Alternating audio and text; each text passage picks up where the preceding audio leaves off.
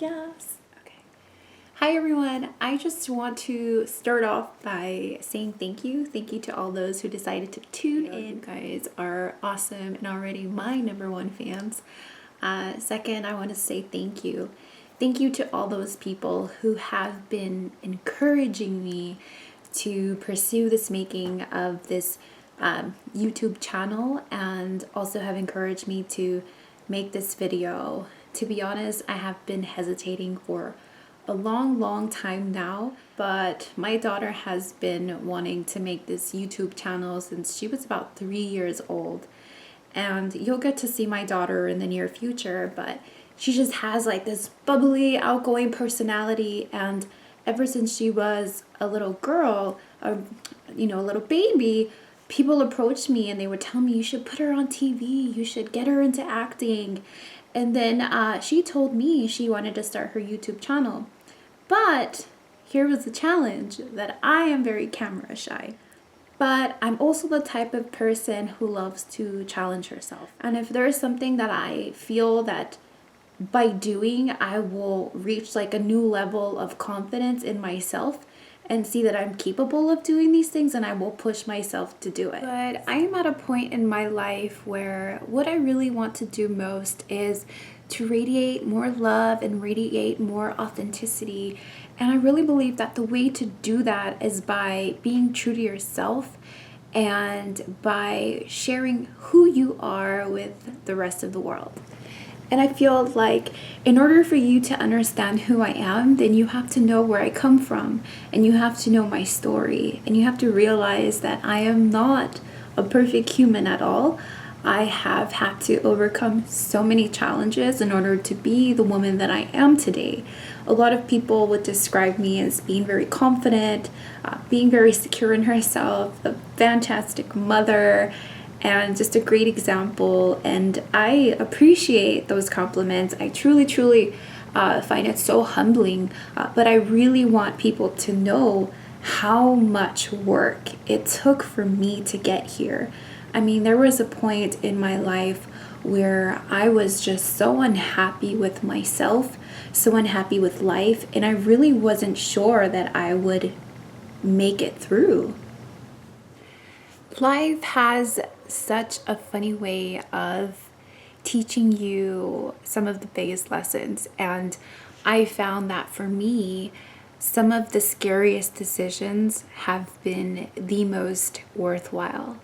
And I think that biggest moment for me was in college when I was just a sophomore at Arizona State University. I was going to the Walter Cronkite School of Journalism and Mass Communications, and I was double majoring in journalism and English because I love writing ever since I was a little girl. But in my sophomore year of college, I found out that I was pregnant. And I remember being so terrified. I was crying my eyes out and trying to imagine in my head how that conversation would go with my parents. But as I look back now, Lord knows that this child was exactly what I needed to get my crap together, to get my life together, and to turn everything around for me and for the daughter that I had on the way. But as I look back at that time, I remember the day that I called my mom, and it's a day that I am never going to forget. I called my mom and I was sitting on my bed in my college dorm, and as the phone was ringing, I was waiting for her to answer. My heart was racing, I was shaking, and I was just so scared. And when she said hello, all I could do was cry. And my mom was like, "Are you okay? What happened? Is everything okay?" And all I could do was cry. And she said, "Okay, just breathe, and tell me what's going on." So I remember telling her, "I'm pregnant. And my mom, in that soft, sweet voice of hers, all she said was, okay, we're just going to take it one day at a time. And now I don't know why I expected a different reaction from my mom, because that's just who my mom is. She is the warmest, kindest, most patient person I know. And it makes me emotional to say that because I really don't say that often. And she has been such a huge support system since then. And I also had the support of my daughter's godmother, who at the time really made me believe that I could do this when I didn't see myself being capable of being a mother while in college and I was considering abortion. And her godmother said to me, you can do this. I believe in you. You can do this. It doesn't have to go that route. And, you know, I was just emotional, but I decided to bring this baby to this world, and I decided that I would be a mom and I would do whatever it took. So, with the support of my mom and my daughter's godmother and my aunt and my grandma, I really found the strength in me that I needed and this new strength in me to keep going. I think what made it harder for me was that in college, I already struggled with anxiety and depression. And it was something that I didn't really talk about. It was something that I kept to myself and between my ex, my daughter's dad at the time. So, struggling with anxiety and depression every single day, and then finding out I was pregnant didn't make it any easier. But I remember that moment in my life when I said, I have to change my habits. I have to change the way that I think and the way that I feel. I have to do something about this. So that's when I decided to look for help. I had been failing a very important journalism class at the time. And I had gone in to talk to my journalism professor about my situation. And that conversation actually wasn't helpful.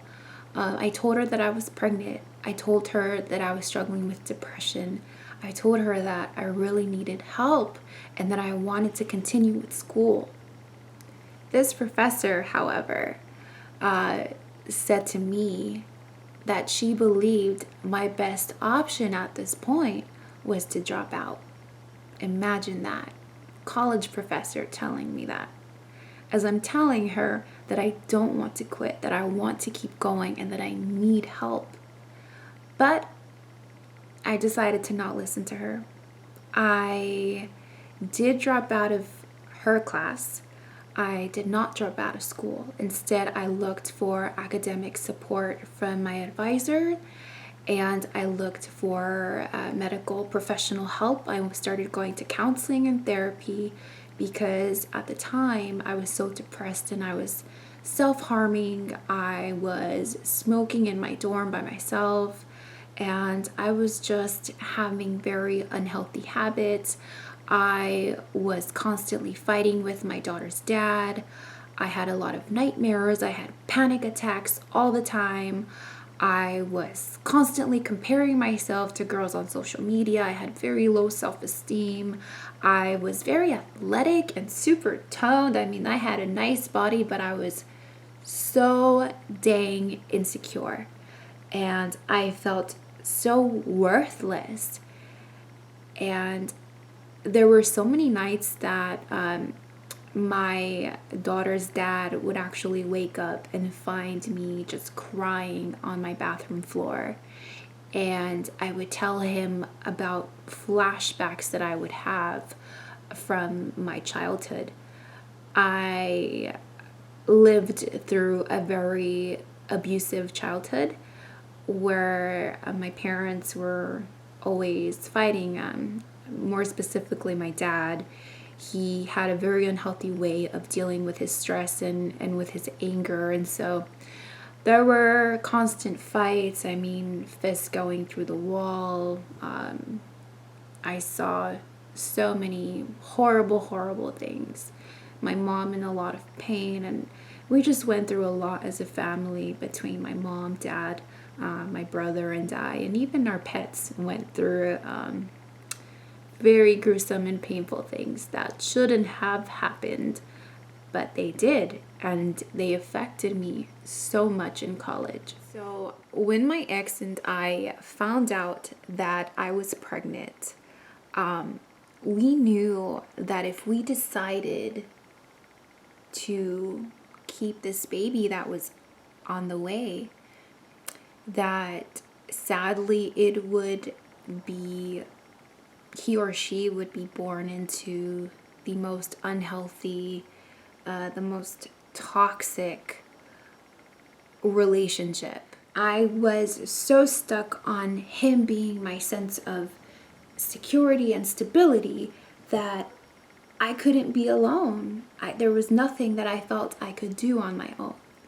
So when I decided to leave that relationship, I was forced to learn how to be independent and do things on my own. And it was a growing and learning and painful process. And one of the hardest things for me was when I went to my doctor visits. And I really think that it was due to my high level of stress and anxiety, and that I was high risk miscarriage. I mean, if you look through most of my paperwork, it's high risk, high risk, high risk. I mean, the doctors really didn't believe that my daughter was going to make it. But I got to a point where, and I remember my first doctor visit when I heard my daughter's heartbeat for the first time. That was a moment for me when I truly felt like, wow, I couldn't believe that there was a new life growing inside of me. And I knew that I had to be better for her. But there was something about the doctors telling me over and over and over and over again, this child's not going to make it. This child's not going to make it. That all of my anger and all of my frustration, it turned into fuel. And it inspired me to fight. And that's when I started speaking life into my daughter. I would talk to her. I would pray, I would cry, and I would say, she's going to make it. You wait and see. But I also found myself saying that about me. So I focused on going to counseling. I focused on getting better. I focused on loving myself. And I focused on, most importantly, finishing school. And I finished school on Mother's Day. Yay! Of all days, Mother's Day, 2015. And I got a double major, dual degree, and my daughter was there, and it was the most precious, precious, precious moment. And just the perfect timing of it all. And I remember telling her, we did it, Mommy did it. But of course, there were so many challenges along the way, staying up. I remember breastfeeding her while doing finals and still getting an A. Oh, those were the most rewarding moments I had. And I even remember sometimes going to class with milk in my hair. just things you can picture from being a mom. It was so exhausting, but it was so worth it. But the thing I found is that you can decide to turn your life around. And I am just so happy. I'm so happy to say that at this point in my life, I am so secure of myself. I'm so confident. I no longer feel the need to compare myself. It's so funny, but my daughter's godmother and I, we had a moment recently. We were at the beach. I don't know what I was doing. I think I was posing for pictures. I don't know. But it was something I did or said. And she's like, girl, you have healed way too much. And I was like, that is the biggest compliment ever. But I loved hearing that. I loved hearing it. I don't think you could ever heal too much. I think healing, as painful as it is so necessary. And in the end, it's so beautiful. It's so beautiful to look back and to be able to say, you know what? Thank you. Thank you, life. Thank you, God. Thank you that I survived all of the things I survived. Now I understand that I am unique. My purpose is unique. And I just ask God to lead me every day. Every day I start by opening up my Bible.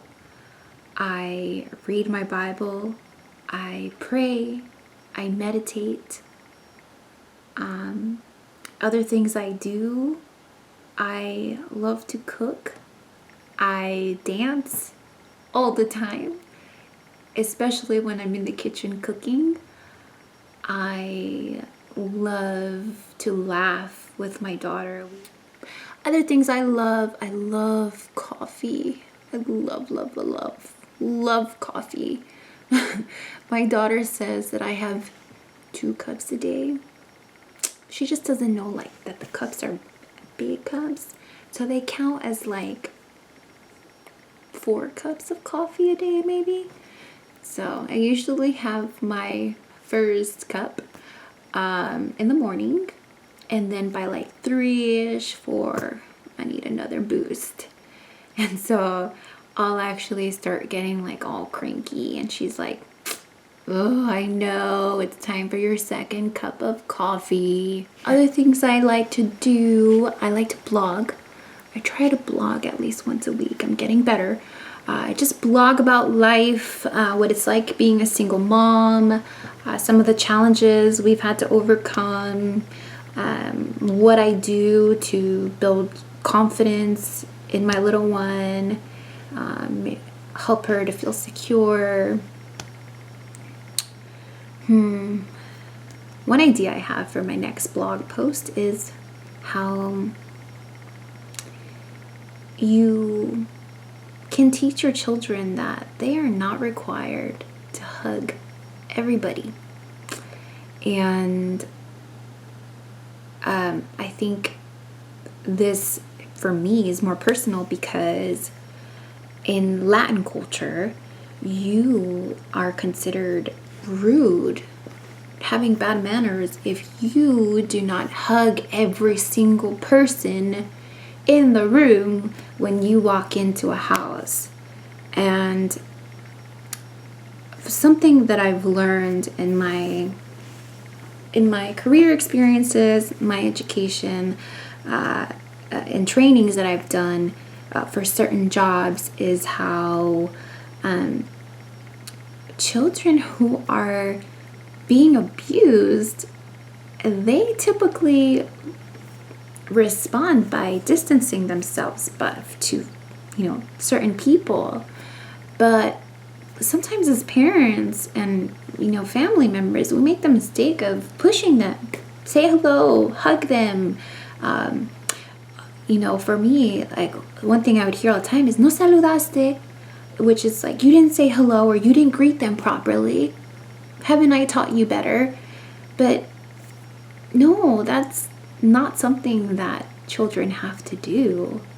They really don't. And I think that by teaching your child that they're not required to, you're also showing them that you have their back and you will support them. And it also creates room to have a conversation with your child around, why is my child distant from this person? Is there something going on there that I should probably know about and address? So just something to get you guys thinking about. What else do I want to tell you guys?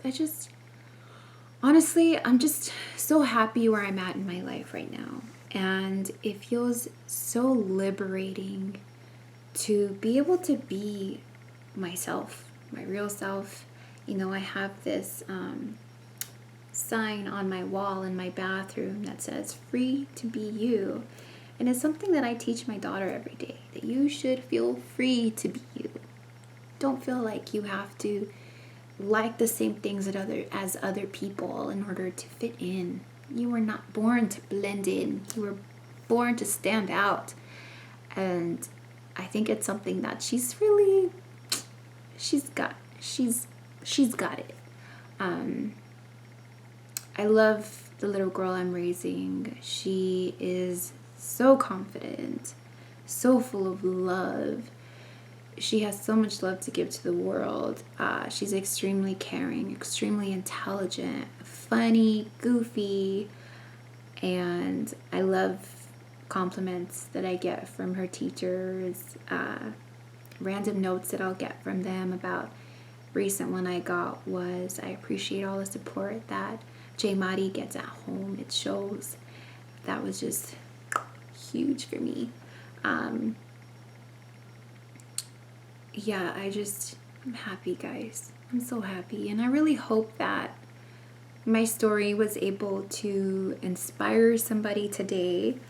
I really hope that I will get to see you guys again soon.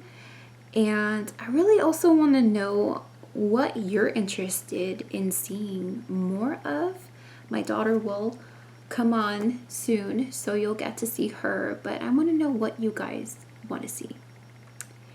And I hope that you will subscribe to my YouTube channel. As weird as it sounds to say that, I really hope you do. And that you follow me on social media too. I'm just so grateful to have had this opportunity to share my story. And I just want to share my love. So much love and peace to you guys, and God bless. See you again soon.